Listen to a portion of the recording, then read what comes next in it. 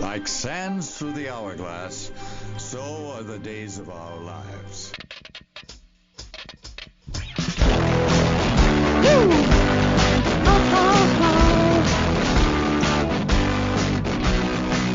I'll take you for a ride. The coffee is great. I'm a garbage truck. All right. Going to start now. Good evening, morning? Whatever time it is. Hey, you know what? I don't know what time you listen to Wisecast. Morning, evening, afternoon. Yeah. I'm your host, Aaron Weiss, along with my co-host. Hey guys, it's Bryant. Happy New Year! Happy New Year. It's been New Year for approximately 10 days, but we decided to take a couple week break and just take a break from recording and spend some time doing other things. I don't know what Bryant did. I traveled some. Last week I just didn't feel like recording, I'm not going to lie. We could have recorded, but I was just not feeling it yet that last week. But we're back. Stoked for part 2 of season 2. And we got some great content coming at you this spring/winter season. Oh man. Man. I'm excited. So before we get into things, I'm going to ask a joke from Siri. So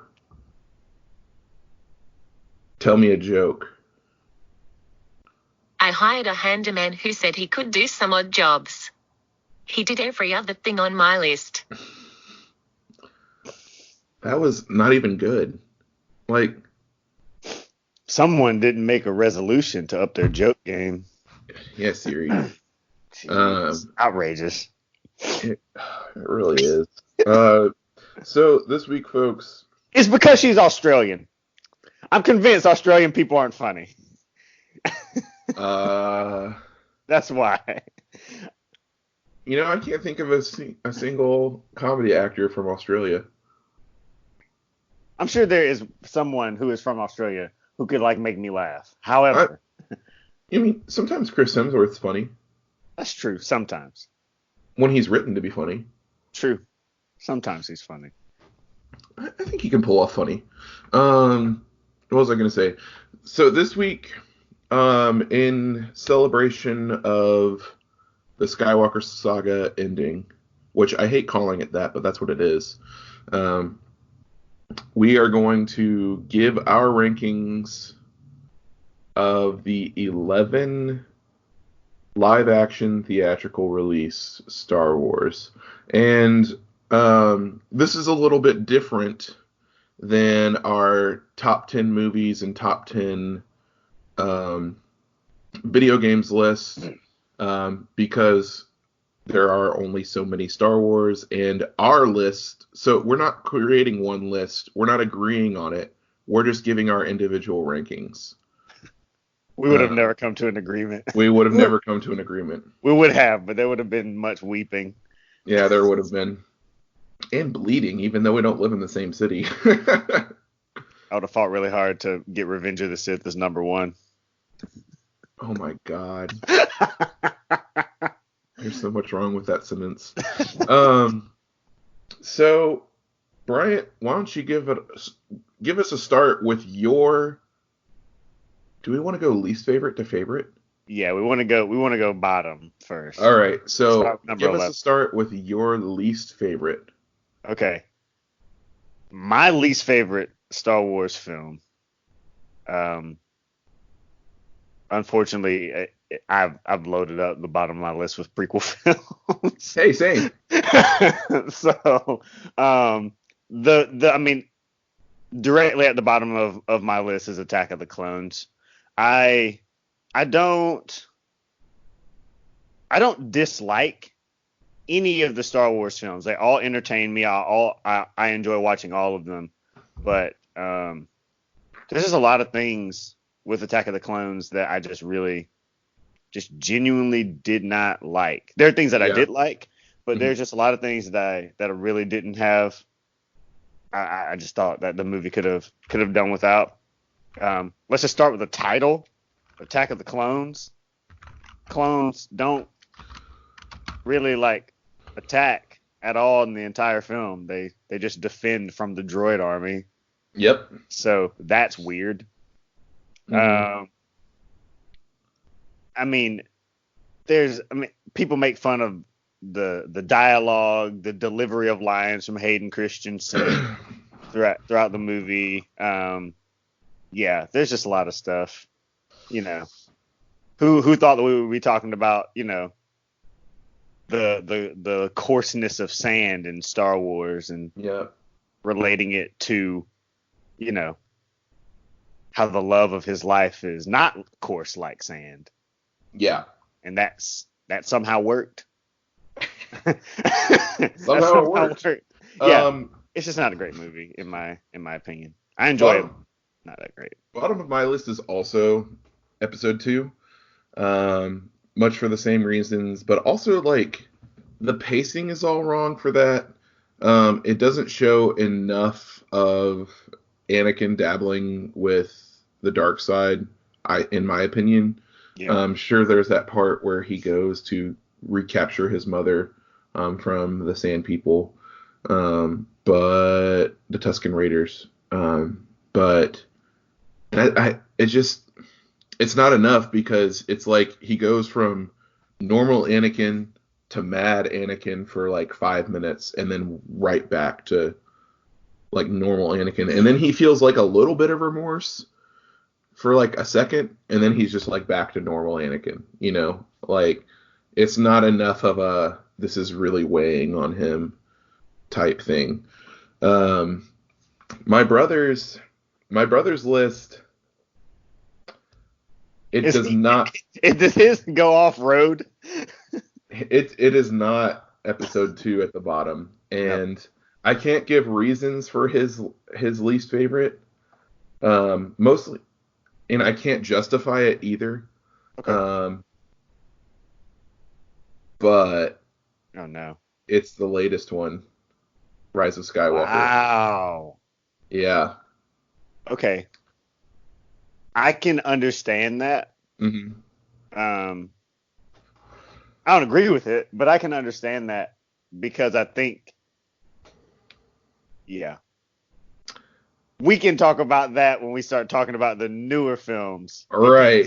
There are problems that I think took place way before they even started filming things. Exactly. So, anyway, I can understand that. For his next to last is episode 2, though. Okay. So it's still bottom tier. Okay. Yeah. My next to last is episode 1.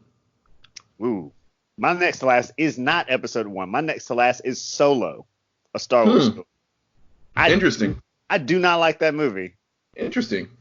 With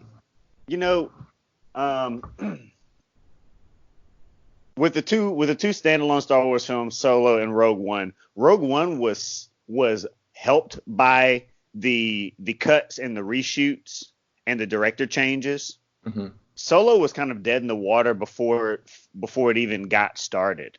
There was already like rumors going around about Aaron Reich, the actor who played a younger Han Solo, not being like needing extensive acting coaching to be able to get the kind of just the way he carries himself as Han correct. That turned out to be kind of like false. They also fired their director, had to go through some reshoots. And on top of that, you were portraying one of the most iconic Star Wars characters, played by, in my opinion, the only person who should be playing him. Yeah. That's nothing against Aaron Wright at all. I didn't think that he did a bad job as Han Solo, and there were interesting bits here and there in the movie, but just overall, I wasn't really entertained by it. And I think that is just kind of a microcosm of the struggles that Disney have when they try to connect, Mm-hmm. when they try to connect their newer films to what has come before. It's a tall task, and you're not going to make everybody happy. You know, I agree with a lot of what you said. However, the reason I put episode 1 was I remember going to see this in theaters, and obviously I was a very young Star Wars fan at the time. So I was going to like it no matter what at age 5, you know? But, you know, with retrospect, that movie did not age very well. Like, Jar Jar sucks. The only like cool things to come out of there are Darth Maul, who had, you know, like 8 minutes of screen time, if that, and like 2 lines. And then I think it's more like 5 minutes of screen time. And then I personally thought pod racing was kind of cool. I didn't necessarily like how they used it in the story, but I thought like the concept itself was kind of cool. But just a lot of it is like the Trade Federation's boring. You don't see any sign of struggle with Anakin. Yeah, it's fine. Like you said in your last choice, I don't dislike any Star Wars film. There are just ones that I enjoy more. Okay. Yeah. Yeah. But and episode 1 holds a lot of nostalgia. It was one of the first movies I saw in theaters. I remember collecting a lot of Pepsi paraphernalia that had Star Wars on it. Yeah, dude. Yeah, like the cans and bottles like that had the Yeah. characters on them. They're sick. But yeah, it's just something about episode 1. Also, objectively speaking, that movie was not well received. Like, people were massively let down on it, because they had waited like 15 years for a new movie and got episode 1. I think we'll see. While I didn't put the Phantom Menace as my number 10, I did put it as my number 9. Okay. That's also my brother's number 9.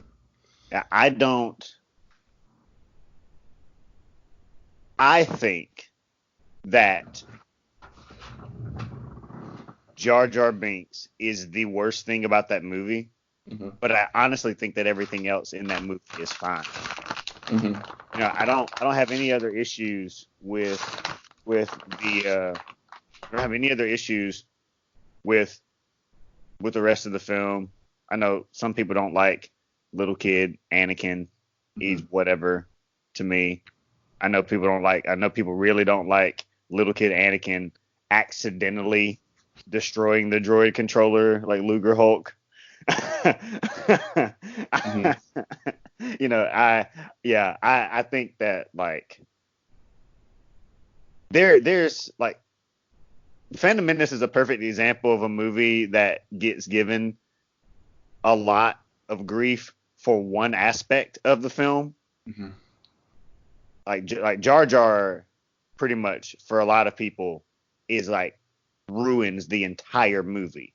When Ewan McGregor's really good in the movie, Qui-Gon Jinn is excellent as Qui-Gon Jinn, played by Liam Neeson, is excellent as a Jedi.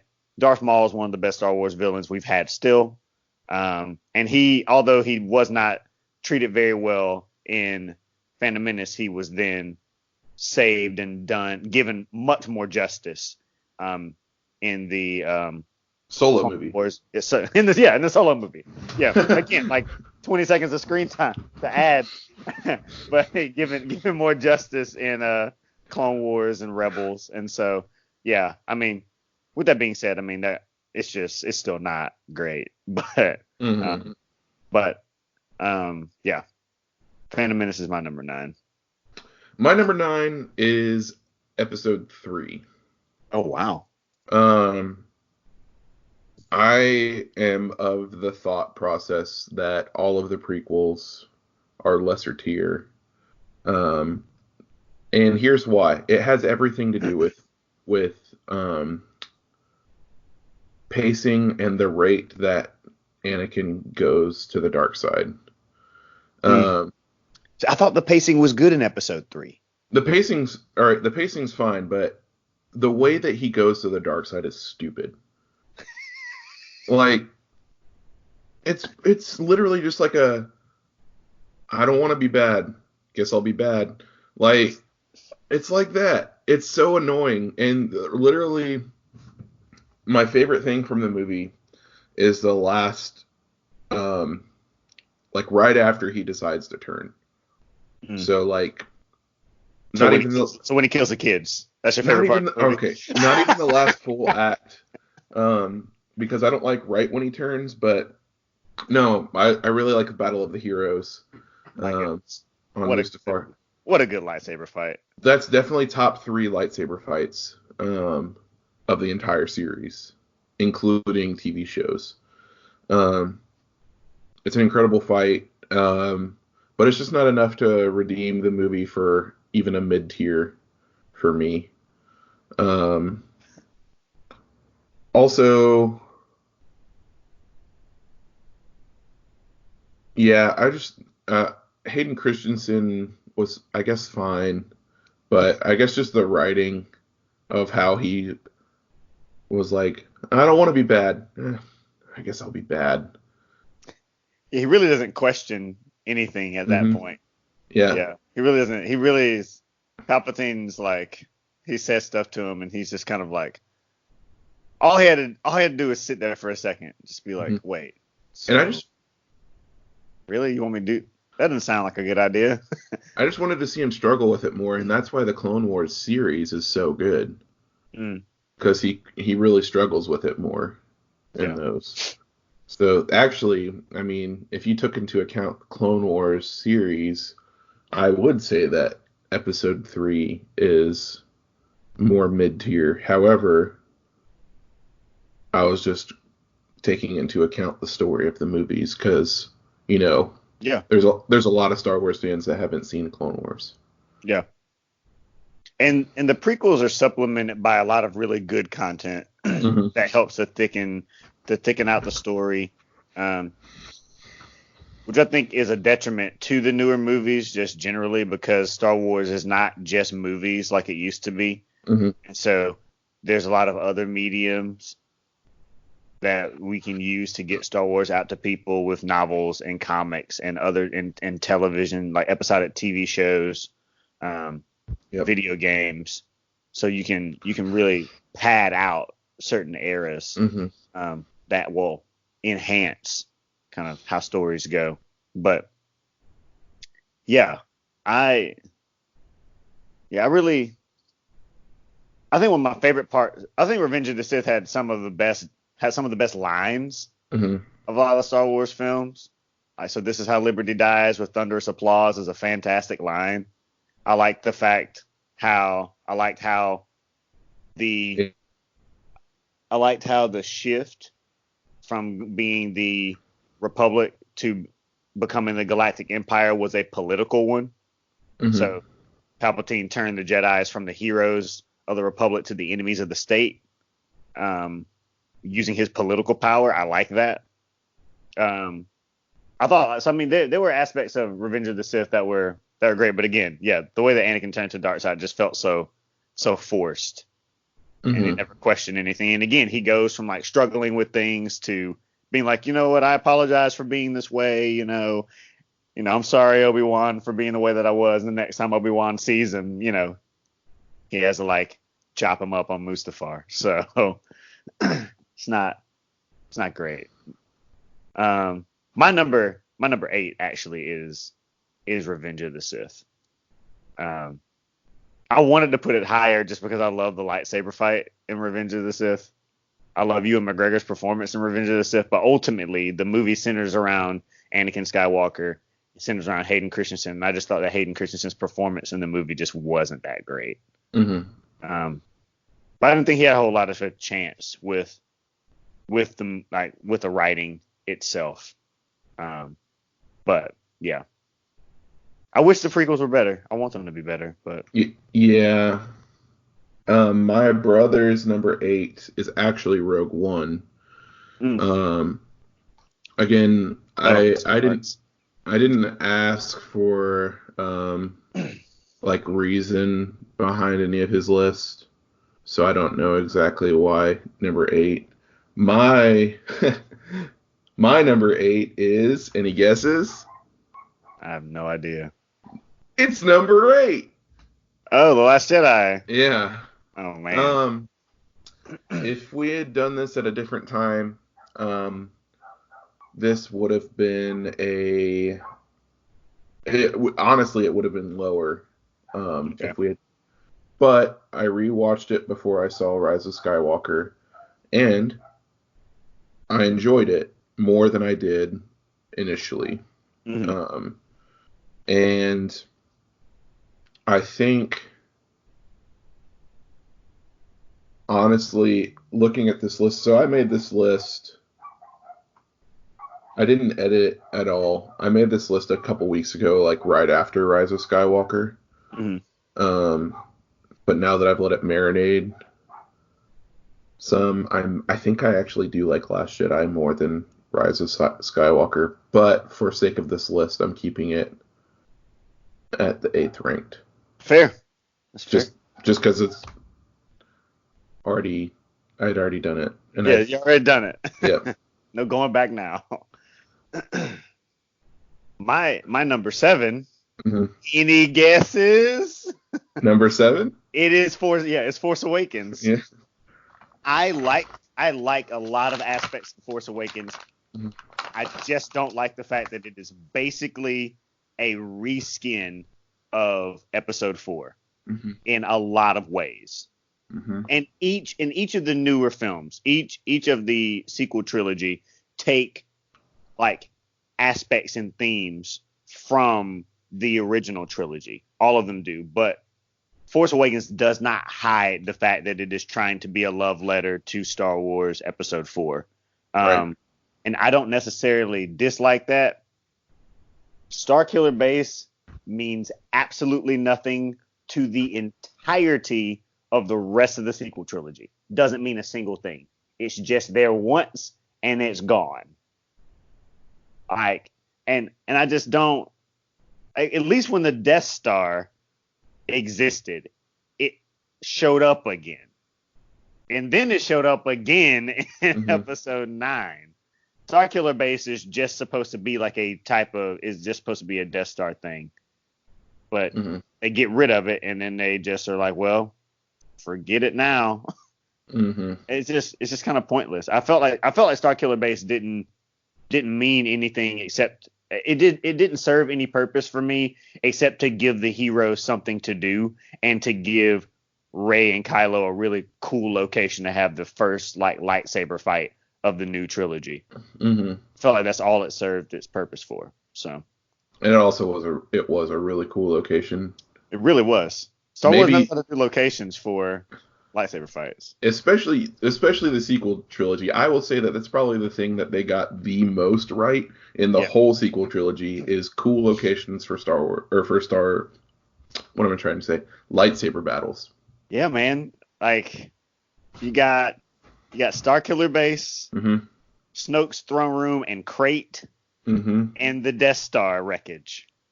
Mm-hmm. Like, how cool is it? Like, it's just the locations for lightsaber fights are just as important as the fights themselves.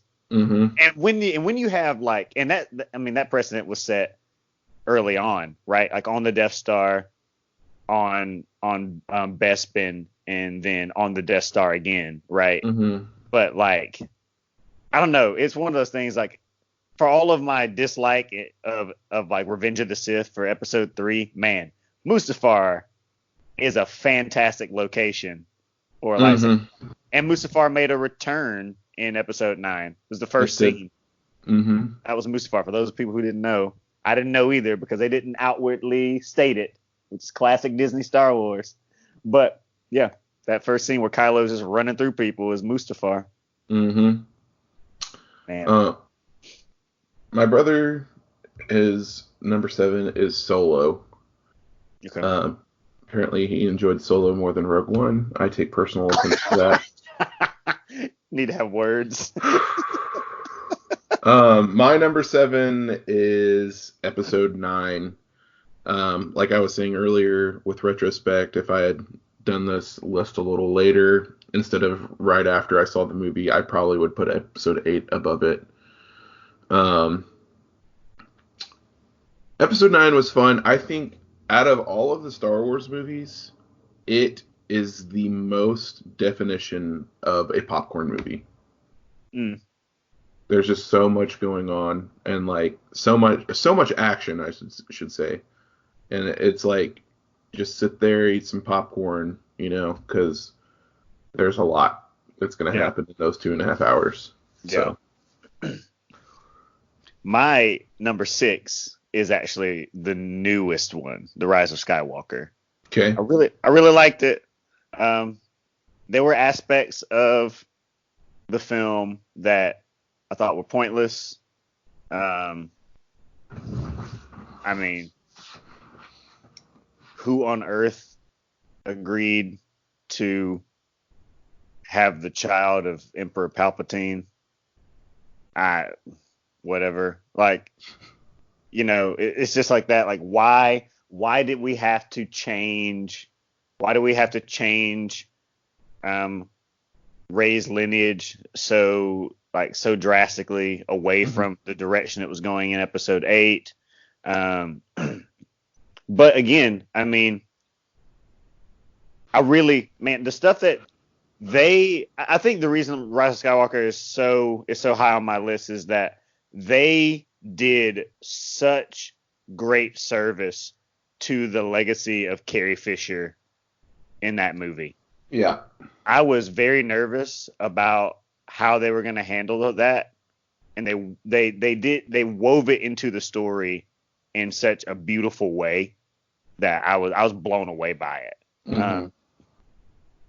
I really liked it a whole lot. I mean, the Force dyad stuff is fun. The whole now you see me, now you don't stuff with, I mean, like but it's funny though, because while Palpatine's back in the movie, and man, as like this like husk who is just alive because of what he's being connected to all this stuff, like he looked great. He looked great, by the way, but that whole deal, like Palpatine loses significant battles the same way. Stop shooting Force lightning at people. Stop. Just stop. He almost gets beaten in Episode 3 by his shooting Force lightning at Windu and gets saved. He shoots Force lightning at Luke and then gets thrown off of a balcony in Episode 6, and then he shoots Force lightning at Rey, and she blocks with one lightsaber and then pulls out another one, and then it's just ridiculous. How does he not learn by now?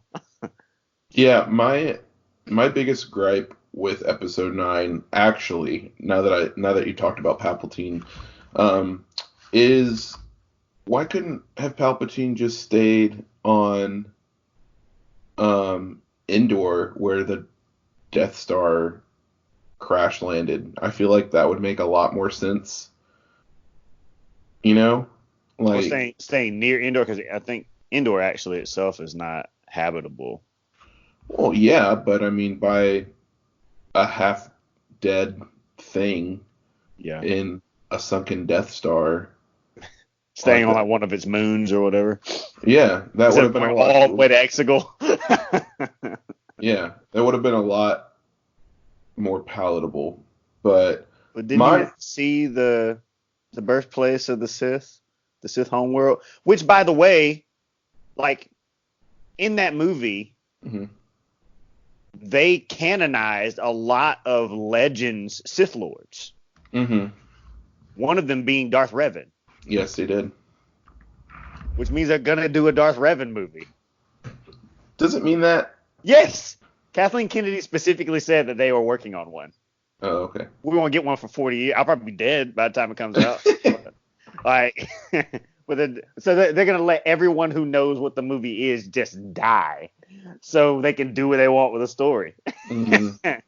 And Kathleen Kennedy will be hooked up to the same thing Palpatine was hooked up to.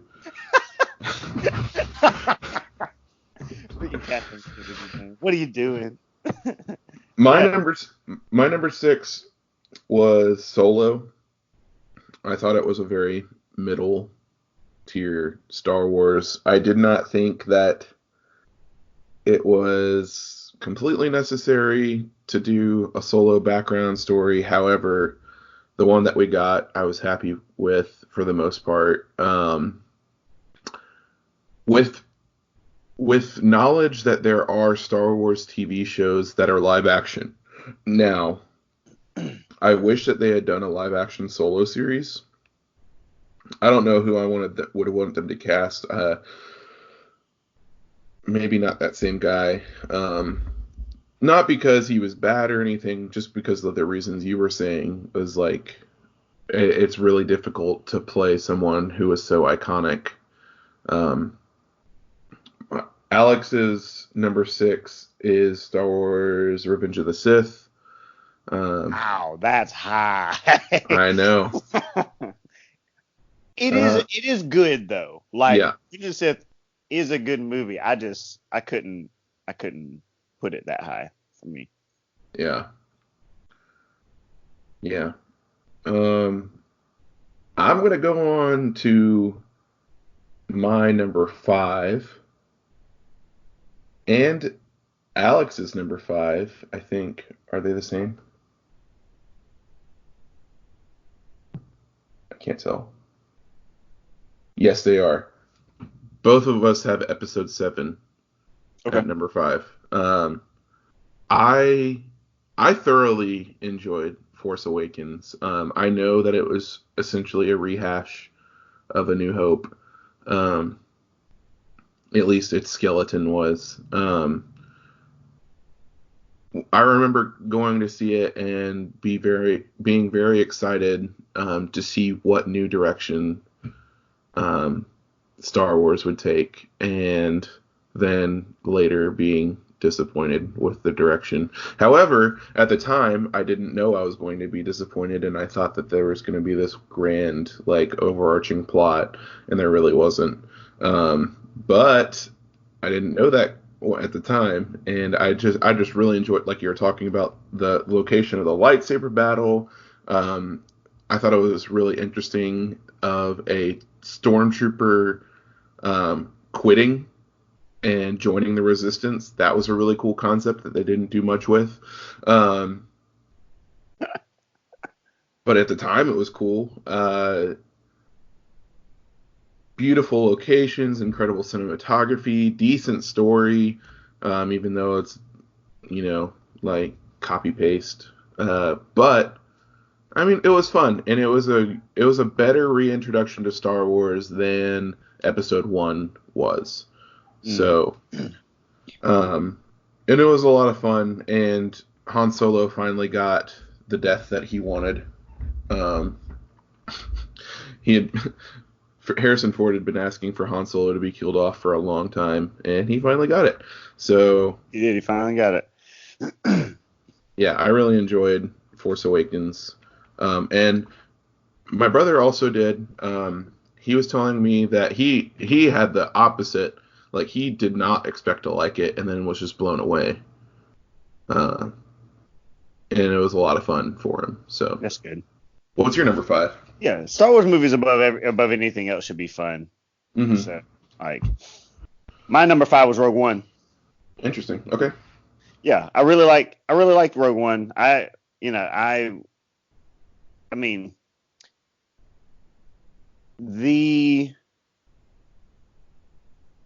there have been a lot of weird. Rogue One, I think Rogue One did better in my mind because of the difficulties that it went through before it hit screens. Mm-hmm. It went through extensive reshoots after the movie was finished. Yep. They had to reshoot and rearrange scenes. They added things in that weren't previously. I mean, they added completely new scenes into the movie after the movie was already finished. The Darth Vader thing. Like the Darth Vader corridor scene was not originally supposed to be in the film, but they added it in later. And man, whoever came up with that idea needs a raise. Mm-hmm. I mean, they went through extensive reshoots, adding things in, rearranging scenes.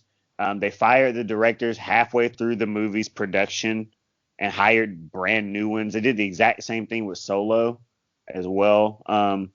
And I mean, who finished Rogue One? Because Gareth Edwards still got the credit. Yeah, I can't remember. I can't remember who it was off the top of my head. I have to look it up. Hmm. But because I remember for Rogue One, the trailer was just nothing like the film. Like they were drastically different. Like in the trailer. I remember the trailer. In the trailer for Rogue One, there was a scene where I can't remember the name of the female main character. Jyn Erso. Jyn Erso, yeah, okay. There was a scene with Jyn Erso wearing Empire like gear like on the Death Star. Oh, on the Death Star. Yeah, or wearing it somewhere, but she had the Empire insignia, like is the full black. It may not have been the Death Star, but the full black, like had the Empire insignia. That never happened. Yeah, it did. Did it? Yeah, then. It happened on Scarif. On Scarif. Okay. I think I must have. I'm getting things mixed up in my head. Maybe I should have put it lower on my list. Maybe I don't remember the movie as much as I thought I did. But maybe you don't. But no. But or higher on your list. Or higher. No, I won't put it higher on my list. But I really did like Rogue One because I think that it did it took a really big risk trying to be kind of like a war movie in Star Wars. And I think it was one of those things where people were like, okay, well, we know like none of these characters exist in the movie that comes right after it. So what's going to happen to these characters? And pretty much what happened to the characters of what you could expect. Yeah.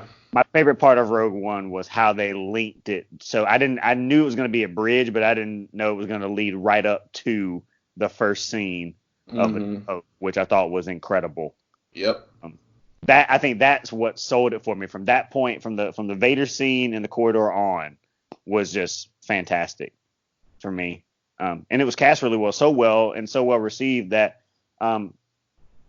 Cassian is getting a live action television show. Yep. I don't know why, but like, good for you, man. I think it'll be good. If it's gonna be like espionage, like really gritty, like rebellion stuff, like kind of like Rogue One was, because that's the type of character he was. I think that would be really interesting. And you know what I would love? I would love essentially a Jason Bourne movie, but in Star Wars, focused around Cassian. What if we just get rid of the actor who played Cassian and just get Matt Damon? No. And get Keanu Reeves and just tell Keanu Reeves to just refer to himself as John Wick.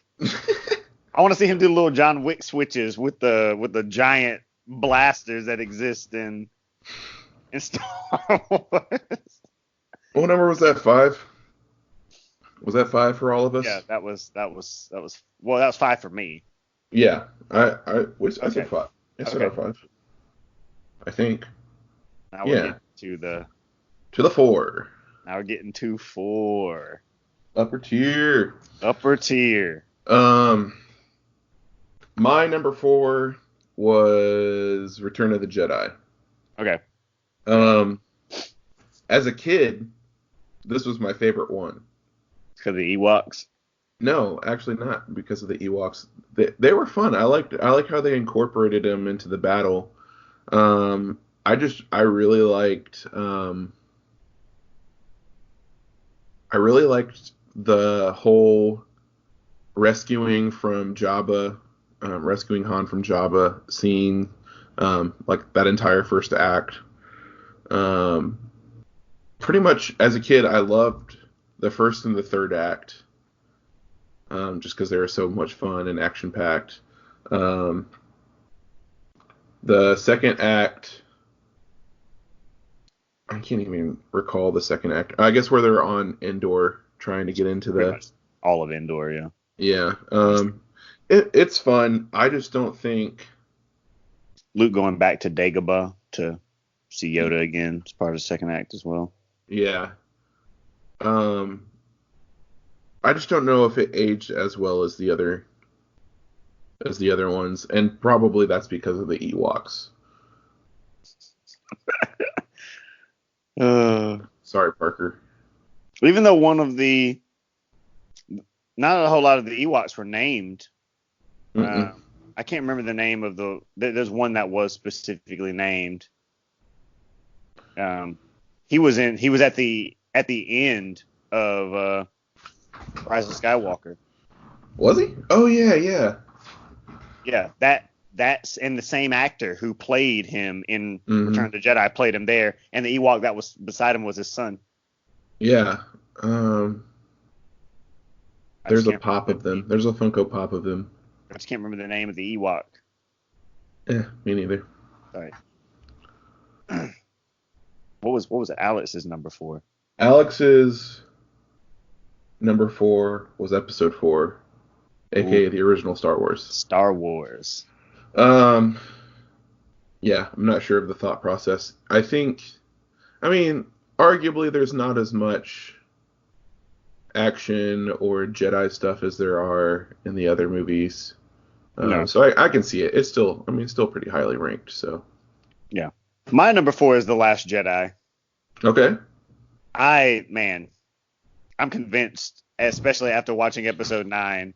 I'm convinced that Rian Johnson knows more about Star Wars than everybody else does, and he was done a disservice.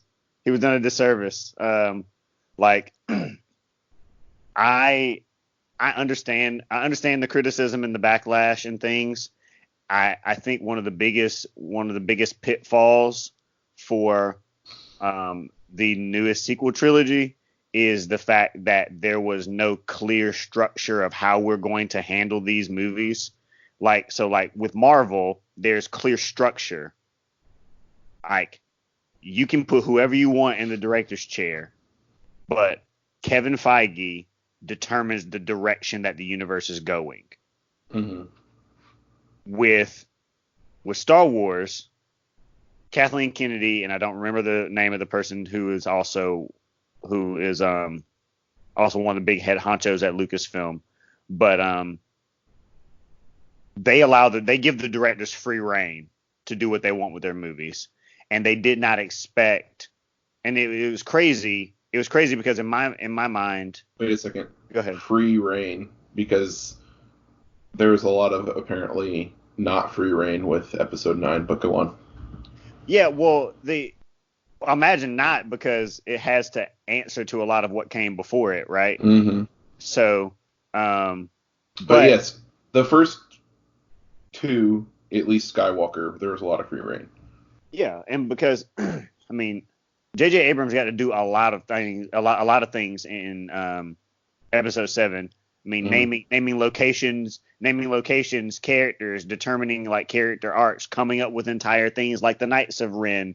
Snoke was his creation. Like all of these big elements and things that are so like important to the direction of this new trilogy were coined by him. But then when you do the exact same thing in Episode 8, and then Rian Johnson takes a hard left, in my opinion, despite the backlash, they should have just given Episode 9 to Rian Johnson, and I think it probably would have been received better. Mm-hmm. Because then J.J. Abrams has to go back and try to do what he wanted to do initially, but also trying to stay true to what came before in Episode 8.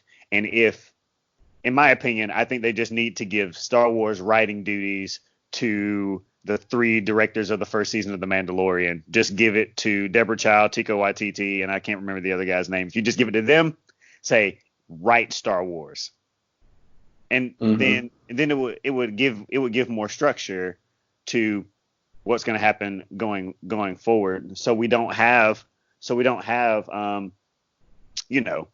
one movie, someone saying, "Oh, well, this character is like you're nothing. You came from nothing." Well, when I say nothing, I don't really mean like nothing. I mean, your parents are like nobody, but your grandparents, they're somebody. That's stupid to me. So, yeah, but I really like The Last Jedi. My favorite part of The Last Jedi was the take on what hubris does for you. At a point when the Jedi should have been in charge and should have been on top, they allowed themselves to be overtaken, and that was a lesson that Luke wanted to teach Rey. Like, if in the end it went, if you do win, don't do what I've done, don't do what everybody else has done. And people didn't. That was one of the most disliked aspects of the movie. But I just really liked it. I liked the portrayal of Luke. I liked the Leia stuff. The lightsaber fighting was great. The cinematography. I really enjoyed the movie. There are aspects of it that aren't great, but I just don't think it's as bad as people put it out to be. So for me, it's right up there. Top 3 now, huh? Top 3. Geez, I wonder what they're gonna be. Alex's number 3 is Return of the Jedi. We've talked a lot about Return of the Jedi. It's fun. It's a good movie. It's good. My number 3 is Rogue One. Whoa, man, that's high. I loved Rogue One. I love it. I love everything about it. I will agree that the second act is kind of slow. That's like a lot of people's main thing is like the second act is kind of slow. But other than that, I think the pacing's really good. And it's not necessarily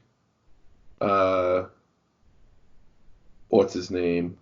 Forrest Whitaker's fault, but just as a character, I don't like Saw Gerrera, like in anything that I've seen him in, except for maybe when he comes in Clone Wars. But otherwise, I don't like Saw Gerrera. I don't really like him in Jedi Fallen Order. I don't really like him in Rebels when he comes up. But I especially am not a huge fan of him in Rogue One. I do love director Krennic. I love just the fact that they put the Death Star being like almost like an inside job, like the destroying of the Death Star is like the flaw was intentional. I liked that. I like the characters. I think when I first saw that, I rolled my eyes. Yeah. Of course, it's an intentional design flaw. But yeah. I really love K2SO, probably my favorite droid in all of Star Wars. K2's great. I liked that they did something different. It was the first Star Wars movie that broke away from the Skywalker story. And it clicked on all cylinders for me. I liked that it was a war story. You can tell by like the color palettes that they use that it just feels different. The cinematography is top notch, especially for this new slate of Star Wars. I think out of all, I guess there's been 5 Star Wars films released since the merger. I think it has the best cinematography. I wish Scarif wasn't destroyed because it was so beautiful. But yeah, and the Darth Vader corridor scene, probably the most intense scene in all 5 of those movies. Like, just him walking down the corridor, slashing rebels left and right. I loved it. Yeah, I loved every minute of it. It's great. Yeah, I really do like Rogue One Mm-hmm. quite a bit, quite a bit. It's a very fun film. My number three is also Return of the Jedi. So I mean, but as I went when I made my list, I went into this saying to myself that in my opinion, I don't think that any Star Wars film could pierce those top three. Mm-hmm. The original trilogy, I think they're untouchable as in terms of quality Yeah, up to this point. But not for you. You really like Rogue One, so I love Rogue One. I like Rogue One. I just don't like it that much. On to number two. You can bring us into number two. Number two is the original Star Wars for me. Star Wars: A New Hope. Yeah, It's also for me. yeah. I mean, it wasn't the first Star Wars movie that I ever saw. The first one that I ever saw was the first Star Wars movie I saw in theaters was Episode 3. So you can imagine how confused I was Yeah.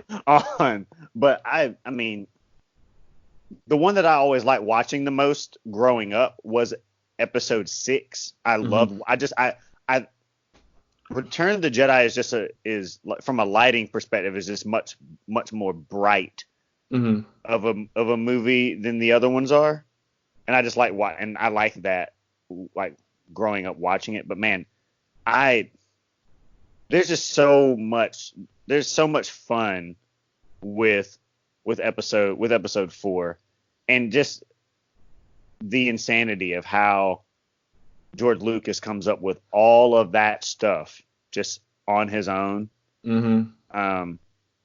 It's just, yeah, it blew me away. It still does. Every time I see it. I've seen the Death Star run so many times. Mm-hmm. It still gives me chills every time Luke sinks the shot. Every time. Mm-hmm. Every time. It's so well paced, it's so well directed, and just so well acted as well. It's just, yeah. It's a great movie. Yeah, I couldn't have said it better myself. And that was also my number two. Alex's number two is The Last Jedi, and I don't know why. I can give him that. I think The Last Jedi is very good. Mm-hmm. It's very good. It takes a specific type of reading of The Last Jedi to put it that high, though. Mm-hmm. But number one, we can all agree on is The Empire Strikes Back. Empire. Yeah. It has to Empire, be man. Empire. Empire. It's so good. It is. It's such a good film. Mm-hmm. I don't like. It is like the perfect Star Wars movie Mm-hmm. for me. It really is. It has everything. It really does. It has everything. I was like losing it in the theater during episode 9 when Luke lifts his X-wing out of the water Mm-hmm. on Oct 2. You talk about an arc Yeah. for a character. Like, he's done so much, Mm-hmm. but he couldn't do that. He was never able to do that, even after he became a Jedi Master and definitely had the capabilities. You know, the fact that he lifted his X-wing out of the water on Oct 2 to give to Rey so she can go to Exegol was incredible, and that just took me back to Empire. I mean, he's even holding his hand in the exact same way that he was in Empire. It's like, man, I was like, what a scene! This scene makes this movie marginally better. Also, I think all the Star Wars movies are really well scored. I think Empire is the best scored of all of them, and the score in Star Wars has significant importance. Like, that really helps with telling the story. A lot of my favorite songs are in Star Wars, like the Asteroid Field. Yeah. That popped up in Last Jedi, and that was fun. Yeah, it's so good. I liked the introduction of the Emperor. I liked the lightsaber battle. I do wish that there was like more of a space battle, but I can take the escape of the Millennium Falcon through the asteroids over a space battle. I like how it showed Luke kind of start to struggle with thoughts of the dark side. Also, it has one of the greatest cinematic reveals of all time. It's true. We can look back on it now and be like, well, of course. But like, yeah, at that point, it's the stories that are about that, how the only people who knew on set were George Lucas and James Earl Jones. I think Lawrence Kasdan had to know too. Well, yeah, Lawrence Kasdan, Yeah. 'cause he wrote it. Mhm. But yeah, so I mean, but it was limited. Like the Yeah. like knowledge was limited on set. So like Mark Hamill's reaction was genuine. Yep. So good. It is very good. And another thing about the score is the score isn't just like the music that you choose to use, is also knowing when not to use music. Mm-hmm. And I love the fact that they just don't use any music when Luke confronts Vader for the first time. So the lightsaber fight is just shrouded in darkness. There's no music. All you hear is Vader's breathing and then just talking, and they just start fighting, and it's great. Like it's a very good lead up to a fight. It's a very good lead up to a fight, and I feel like the lead up to the fight is just as important as the fight itself, you know, which is why I would put episode 3's lightsaber fight really high. Although of course you can like, I like the dialogue, the back and forth between Obi-Wan and Anakin in episode 3 leading up to their fight. But I mean, there's like nothing like chastising Luke before you're about to fight him. You know, the Force is strong with you, but you're not a Jedi yet. It's like, who are you to say I'm not a Jedi? You're some robot dude. Yeah. Empire's great. My hope is that Disney will be able to make a movie that rivals the originals in terms of quality. Maybe it'll be this Revan movie that they do eventually when they completely change the story. Yeah. They canonized him, and then they gave this really bare bones explanation of who he is, and I was like, oh no. They're gonna change the story. This has been a really fun episode. It has been. And I think it's been meaty enough that we don't have to do our game this week again. We'll continue. We'll bring back the game next week, our 20 questions. We're approaching an hour, so I think we should go on ahead and do our outros. Time to sign off. Bryant, where can they find you? Dude, I don't even remember my handles. Well, you can find Wisecast on Instagram at Wisecast. You can find me on Instagram and Twitter at The Weiss is Right. And Bryant will get his life together. You can find me on Twitter and Instagram at BKStinson08. Nice. Well, cool. From there, everyone, sorry for the abrupt end.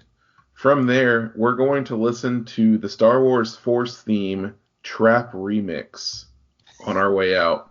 Every Trap Remix. Yes, and that will take us to an hour. Thanks for stopping by, everyone. And may the Force be with you. May the Force be with you.